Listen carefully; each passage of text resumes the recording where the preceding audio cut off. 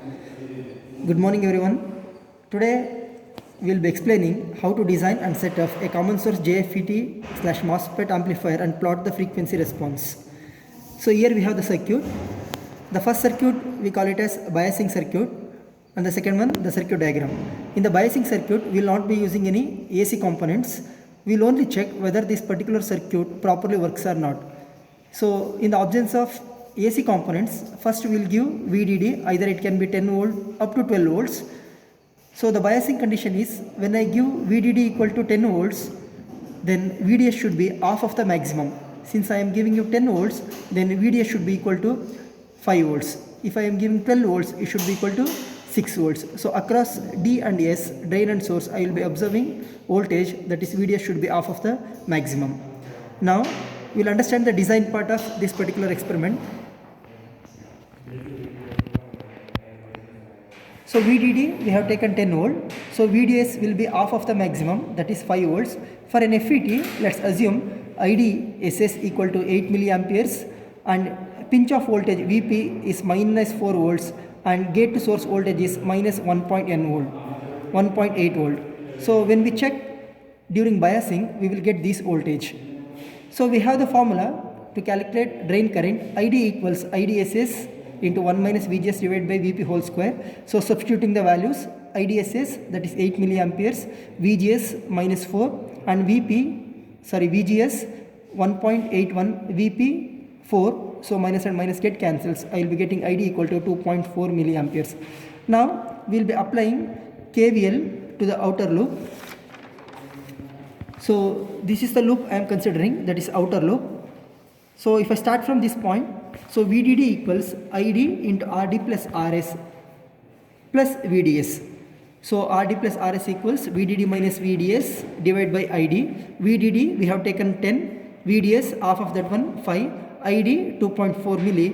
So if I calculate, RD plus RS will be equal to 2.1 kilo ohm. So we are splitting 2.1 kilo ohm in such a way that one value, that is RD is 1.5 and RS is 820, it is approximately equal to 2.1 kilo ohm. So both values, since we have in the laboratory the standard values, we are splitting 2.1 so that it can become equal to 2 available standard values.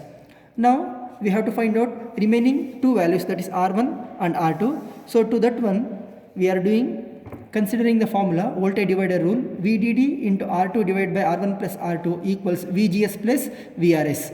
So R2 divided by R1 plus R2 equals VGS plus ID into RS. So this ID into RS is equal to VRS, that is voltage equals to current into resistance from Ohm's law divided by VDD. So substituting the values, VGS 1.81 we have, ID 2.4 milli, RS 820 ohms divided by 10, we will be getting 0.15. So R2 divided by R1 plus R2 equals 0.15. So then we will simplify, R2 equals 0.15 into R1 plus 0.15 into R2. Then simplifying, I will be getting R2 by R1 equals 0.176 or R2 equals 0.176 into R1. So we will take any standard value, a larger value for R1. So if I take R1 equal to 82 kilo ohm, then substituting R1 as 82 kilo ohm, I will be getting R2 equals approximately 14 kilo ohm. So this can be done in the circuit diagram using a DRB. So R2, either I can use a DRB or a constant value. Now the same circuit is connected in the diagram here. So we have FET, that FET is BFW10. So we all know that how to find out source, drain and gate. So here we have a notch, near to notch there is source, moving in the clockwise direction this is drain and this is gate. So you can simply remember SDG. In the same manner we have connected here, though we have connected a FET, two coupling capacitors CC1, CC2, R1, R2, RD, RS and a 100 microfarad a capacitor here. So input is taken from signal generator, that is 0.2 volts. Since we are doing amplifier circuit, so we are giving input in terms of millivolts, output will be in terms of volts. So 0.2 volts or 20 millivolts is connected from the function generator. So we have done the circuit. So in the output which we are observing in the CRO, we have used two channels, channel 1 for input, channel 2 for output. So the first one is input 20 millivolts constant. So it is 1 division into 20, so 20 millivolts. So output I have to find out, or I have to observe by varying the frequency. So here for 1 kilo we can see it's very less, and if I increase to around 10 kilo we are getting some constant value. Again at 100 kilo again we have constant value. If I move to still higher value, that is 1 mega, then the bandwidth decreases.